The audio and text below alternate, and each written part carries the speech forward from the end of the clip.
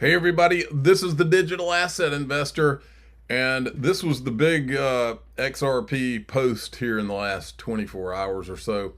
It was from the XRP Ledger Foundation, and they are they've got a picture of a snowball rolling down the hill, and they said tomorrow's going to be a great day.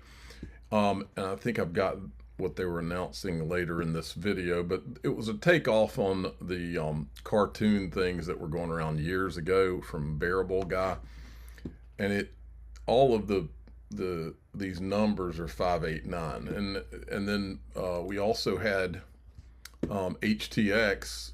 They tweeted out their own version of it, adoption moving low key, but it's happening. But I got to thinking, there's a lot of people coming in that don't have any idea what this 589 stuff's about. So I was going to briefly kind of tell you where, I don't know where it originally came from, but I'm going to briefly tell you kind of what it is. This is COMEX Rule 589 from the CFTC. Remember, CFTC is commodities. And COMEX Rule 589, it governs the special price fluctuation limits and temporary trading halts for futures contracts, metals, gold, silver, commodities. It's designed to prevent unwarranted price spikes and crashes, establishing 5-second trading halts during the final settlement of expiring contracts. Its purpose and function is dynamic price limits instead of rigid daily limits. The rules use dynamic limits calculated as a percentage of prior day's settlement price.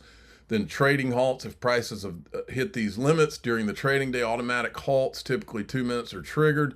Then the final settlement window. During the final settlement determination period, a triggering event only forces a brief 5-second halt to minimize market disruption.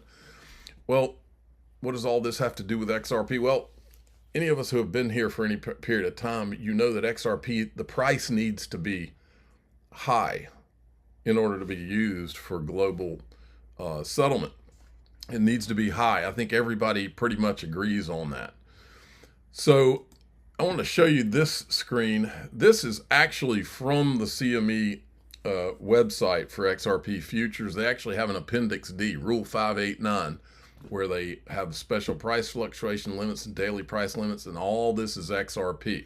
So I wanted to show you that, but then I want to go back and I want to play you, and then remember, the CFTC also designated XRP and I think Bitcoin. I'll tell you which ones.